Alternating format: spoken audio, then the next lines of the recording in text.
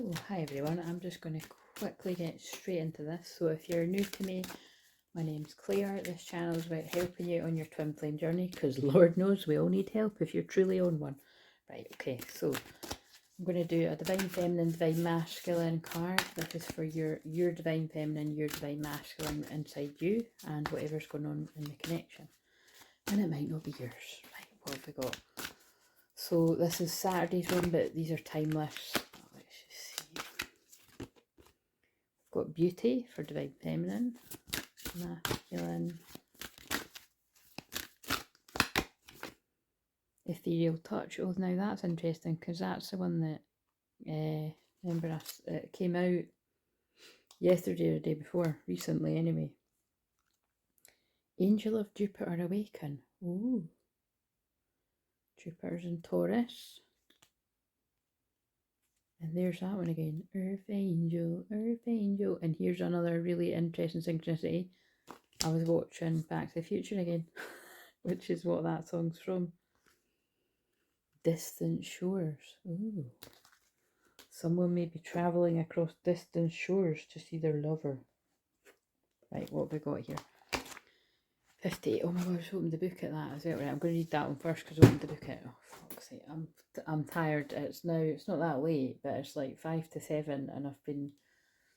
Oh god, I was just, what I said about, if you've not watched the other one, you'll get this, but like I was saying, I lifted the whole bed up and everything, and moving the mattress. It was really all quite heavy, so I'm knackered. So I need to make my bed before I can't be arsed, basically.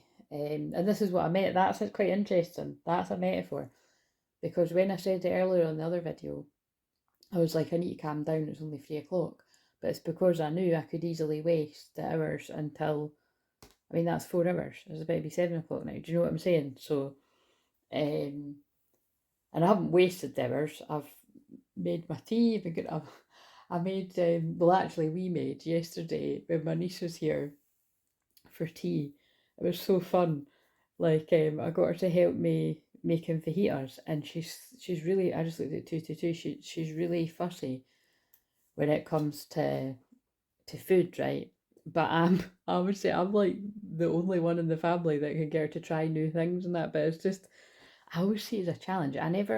What I do, right, is I just, because I know her so well, like if I say, do you want to try it, she'll be like, no. And then I'll be like, look, just try the tiniest bit. If you don't like it, I promise you don't need to eat it. And I don't lie to her. If she tries a tiny bit, if she really truly doesn't like something, then that's it. And that's what it's about with you. You know what I mean? It's about building trust. Because think about really old school ways of doing it, where it's like, someone would trick you into doing something and then they make you eat it anyway. And it's, that. So I don't know, that might be a metaphor for something about, somebody says something, but then they lie. That's maybe what that's got to do with it. But anyway, all I'm saying is I made that yesterday. And what was fun about it was I just got all the bits and bobs out, and she, made up her own, and she loved it. It was so funny when I had the creme fraiche. She was like putting it like all over. She like plastered the whole wrap. But I was like, and at first I was like, "Oh, you don't put that much on." And then I thought, do you know what? Actually, you do what you want, right? Like, what, within reason. But it was totally covered. But you know what I mean? That's what she wanted to do. So there's another metaphor for let people do what they want to do. You know what I mean? Let people create things in the way they want to do. Because actually, she was being very, very creative. It looked like she was making art at one point. But yeah, I was amazed that I made like. By the way, I'm not even gonna lie, guys. I'm a good cook, right? But can I be arsed going to this effort all the time? No. It's because in my healthy eating quest, I keep the algorithm keeps showing me like fancy salads or just ideas for tea. And I know fajitas aren't, they're not like really, basically put it this way, to me I always see fajitas as something that's a really fun tea, right? But it could seem like a pure effort to make it, and it actually isn't, right? It's like really easy. But yeah, like I made the proper guacamole with the lime and the avocado and chopped up wee bits of tomato, and I thought, there's no way she's gonna 444, there's no way she's gonna want that. Well, she loved it. I was like, God, this is crazy. If it was mother niece, that just doesn't even matter. She eats everything, right? So, you know, you've got kids that are like that, that'll eat everything. You've got other ones that are fussy. And like I say, my older niece is really fussy. She never used to be. But, yeah, so I was really chuffed because I've found something that obviously her mum and dad can give her, and she should like it because she liked it. And then my mum and dad, when she's there, can give them it, and it was fun. But anyway, I had the same, like I had the leftover stuff today, and it was amazing. So, and it was mini ones I was making too. Do you mean it wasn't like giant fajitas? So anyway, just thought I'd share that. But also I was laughing because today I keep being shown things that aren't healthy actually, and it was always like whenever I decide to fast, the algorithm always decides to send me this really, you know, which is cruel. And it's like, it's basically a guy's that's channel is literally all about like trying out all the food all around New York and like, and I think it's all over America, but it's specifically New York stuff. And then sharing it with you, and it's like for some of you that live in New York, right, or you've been 555, fucking hell, that's 222, 444, and 555. I've just been led to. You really know how to make a sandwich, eh? It reminds me of that episode of Friends when it's like Joey doesn't share food. Or when Ross goes mad about his sandwich. My sandwich. I think that's maybe one of my favourite episodes of Friends. My sandwich. Anyway, there might be something about food here. But yeah, I keep being shown these shorts are like the biggest, most, I don't know about amazing. Some of it looks amazing, but some of it is just like, wow, there's absolutely no need. Like free burgers and like fried chicken, but it's like about 500 bits and it's just, oh, fucking hell, anyway. But you know, some of it is good, but anyway, that's food. So there's something about food. But, oh, but remember I've said that before, whenever I talk about hunger, I just connected the dots. Whenever I talk about literal hunger, it's about the burning desire. And on that other one I've done for today, it was passion, and there was one about desire. So let's shuffle the burning heart cards, because I said that. Because I'm like, why am I going on about food so much? But if you're new to me, everything I do is channeling. So it's always going to have something to do with it. And clearing and healing energy. So I'm always sending out the healing vibes. What do we need to know from someone's masculine out there? It might not be yours, it might not be you, but it's someone's. But it's someone's, and that fits. I fantasize about you. And I know that we have, somebody's desiring that closeness because of knowing what this is. They've fallen in love and they want to experience that next level of intensity and intimacy, which is very different for where some of these divine masculines have been. But that's what I'm getting from that. And yeah, oh look, oh my god, and that fits too. Yeah, whatever someone wasn't ready for before, they're ready for it now. So again, that absolutely isn't where all of them are. But this person is, because they've been manifesting it. Because they're in love with you. Isn't that amazing that that's what I said and it's come out? So yeah, love it. I love that the similar cards are coming out as well.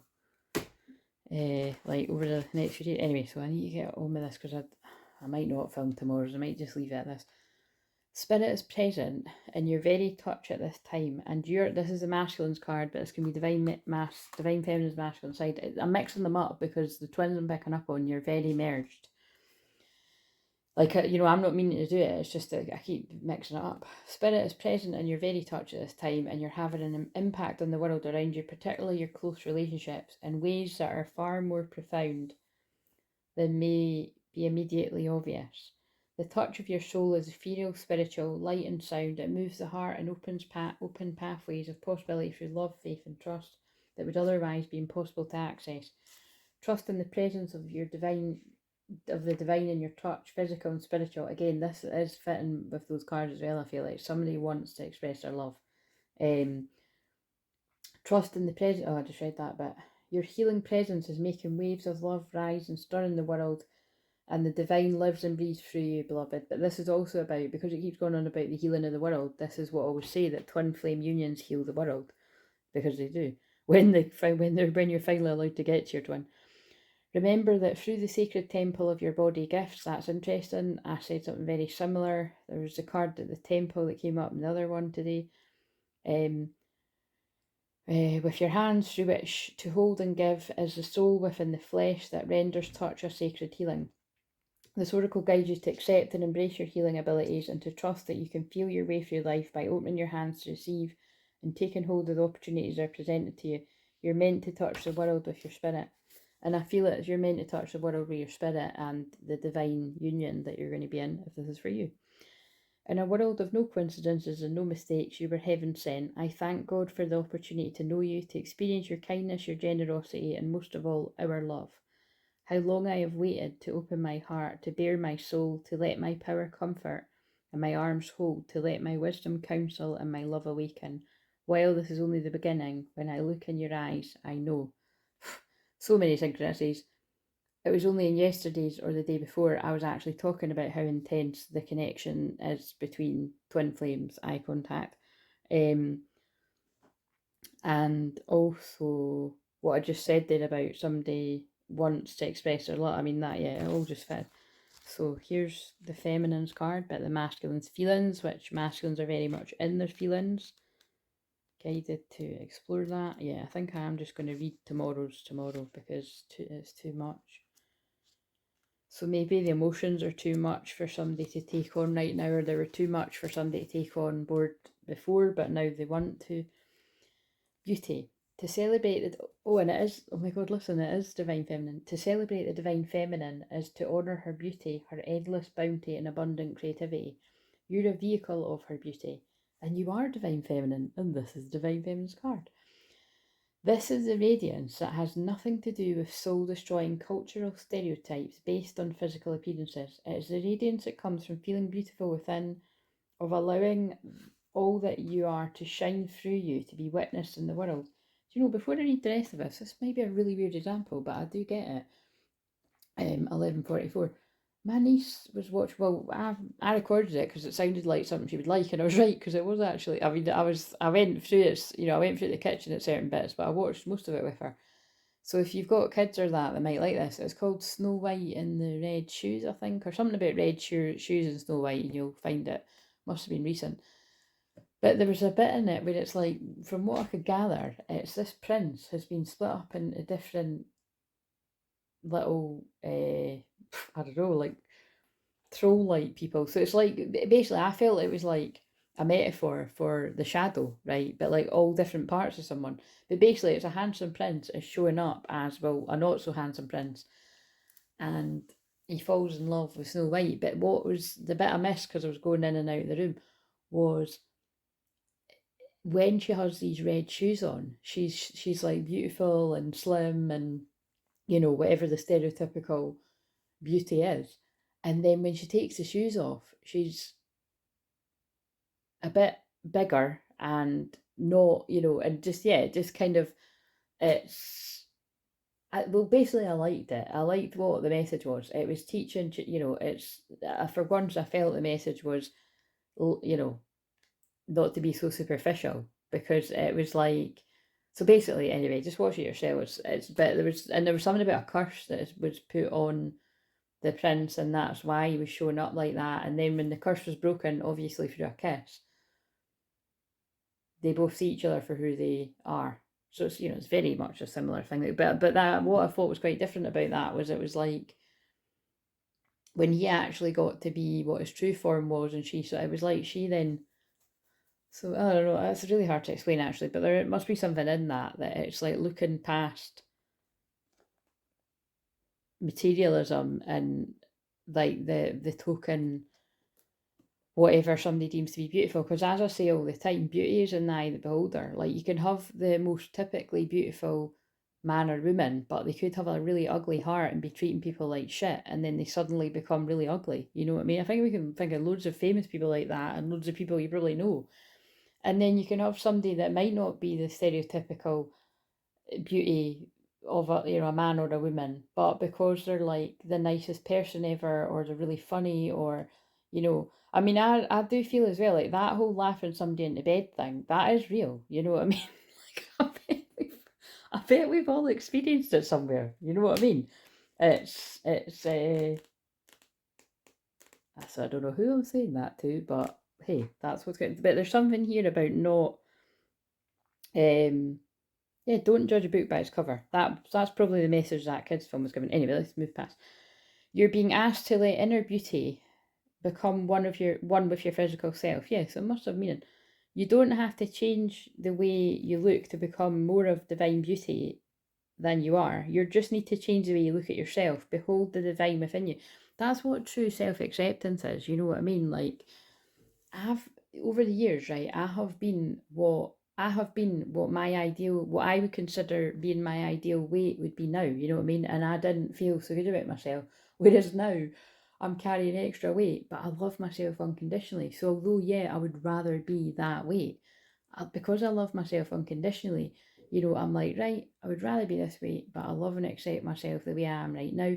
And the kind of irony is, when you just accept yourself the way you are now, that's when you've got more chance of reaching that goal again, when it comes to things like that.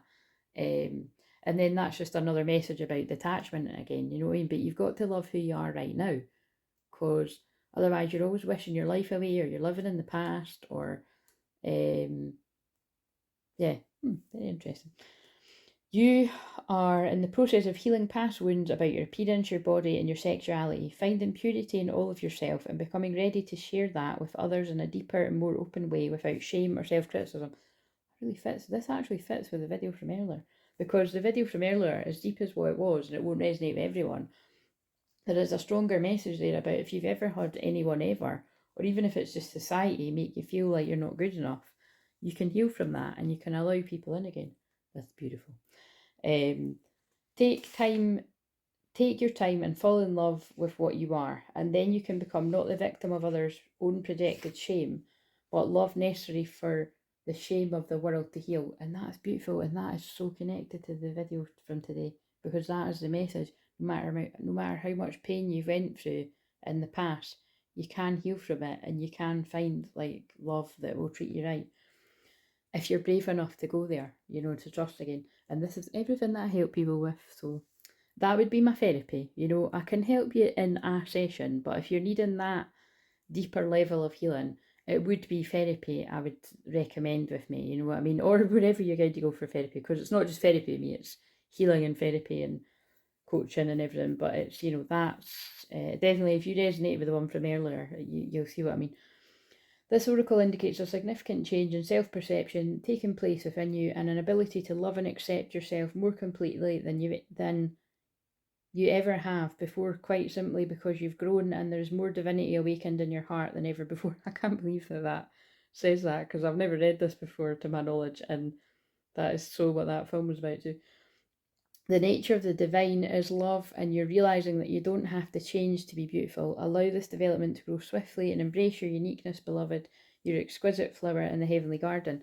So the divine feminines are going to resonate with this. Like, you really have done that. You've done the work and you're still doing the work, and that is why this masculine is in love with you. And they just ran because they weren't ready for you. I just picked that up randomly, but it fits with what I was saying. But now they are. So that's beautiful. And so much so that I wish you were here with me, or they wish they were with you. So, and when this is the masculine, feminine side, regardless of gender as well, this is about you embracing your feelings and knowing that it's okay to have feelings, and it's okay to express these more intimate feelings, and it not be all about sex, and, you know, whatever else. How many, and it can be too, that I think that's the difficulty too, that it's like, you know, you can bring the two together. You can bring the feelings and the physical part of it all together for a twin flame union. Wait a minute, actually, that's quite... Oh no, we already got the thumbnail, didn't we? So I'm going to read this and I'm going to go, because I do feel quite tired. How many times I've looked in your eyes and sailed away beyond my dreams to a sheltered thought on a quiet beach where the sand is soft as flour. You may never know this place, and someday when you look in my eyes, I will tell you. Deep. I think there's a lot of these coming about, guys, whenever this comes to pass. See you later. Like, comment, subscribe.